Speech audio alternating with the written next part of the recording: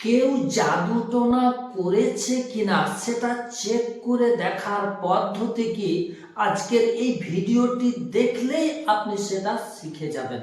আজকের এই ভিডিওতে আপনাদেরকে এমন তিনটা পদ্ধতি, এমন তিনটা নিয়ম শিখিয়ে দেব, যে কোনো একটি পদ্ধতি অবলম্বন করে আপনি খুব সহজেই আসানির সহিত বুঝে যেতে পারবেন, টের পেয়ে যাবেন যে সত্যি সত্যি সেই ব্যক্তিটা জাদুগ্রস্ত রোগী কিনা। দেখতে থাকুন মনোযোগ সহকারে ভিডিওটি। চলুন মূল বিষয়ের দিকে, অর্থাৎ ওই তিনটি আমলের দিকে এগিয়ে যাওয়া যাক। আমি হারুন রশিদ, আপনারা দেখছেন হানাফি কেল্লা মিডিয়া। নাম্বার 1, জাদুতে আক্রান্ত রোগী কিনা এটা পরীক্ষা করে দেখার জন্য যে কাজটি আপনাকে করতে হবে, যে কোনো দিন সকাল বেলায় বাসি মুখে কোনো চৌরাস্তার মোড়ে গিয়ে সেখান থেকে ছোট্ট একটা মাটির টুকরো কিংবা একটা ইটের টুকরো কিংবা একটা ছোট্ট পাথরের টুকরো কুড়িয়ে নিয়ে চলে আসবেন। যাওয়ার সময় আপনি কারোর সঙ্গে কথা বলবেন না, আসার সময় কারোর সঙ্গে কথা বলবেন না। এবার যে রোগীটাকে আপনি পরীক্ষা করে দেখতে চাইছেন সেই রোগীটাকে ভালোভাবে চিৎ করে আপনি শুয়ে দেবেন।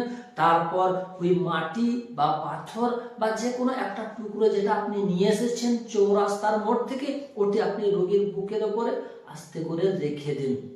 সেই ব্যক্তিটা যদি জাদুগ্রস্ত রোগী হয়ে থাকে তাহলে কিন্তু হঠাৎ সেই টুকরোটি রাখার পরে সে চিৎকার চেঁচামেচি শুরু করে দেবে, অথবা সে প্রচন্ড পরিমাণে কান্নাকাটি শুরু করে দেবে।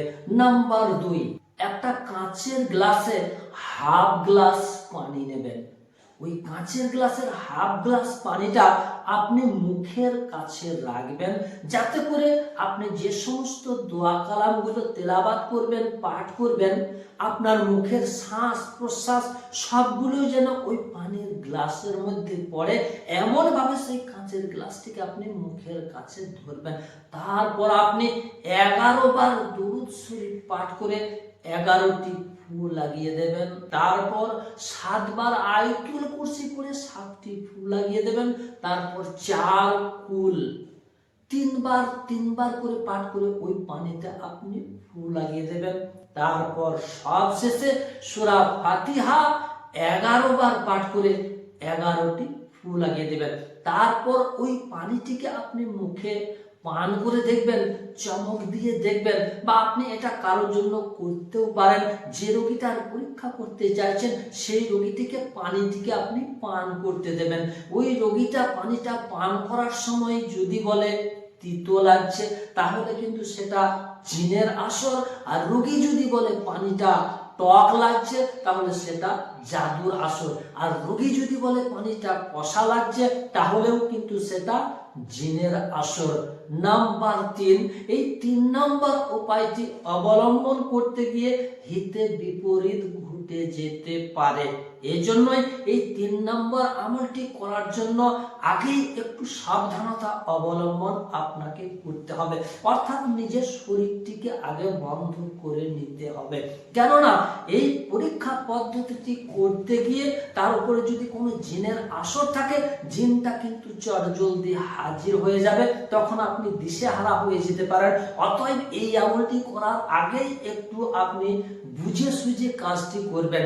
একটা মাটির টুকরো নিয়ে ওই মাটির টুকরোর উপরে সম্পূর্ণ সূরা মুজাম্মিল 1 বার পাঠ করে 1টি ফু দিয়ে ওই মাটির টুকরোটি আপনি ওই রোগীটার হাতে ধরিয়ে দিন, আর রোগীটাকে বলুন চোখ বন্ধ করে হাতটি এইরকম ভাবে তুলে কিছুক্ষণ চোখ বন্ধ করে থাকতে।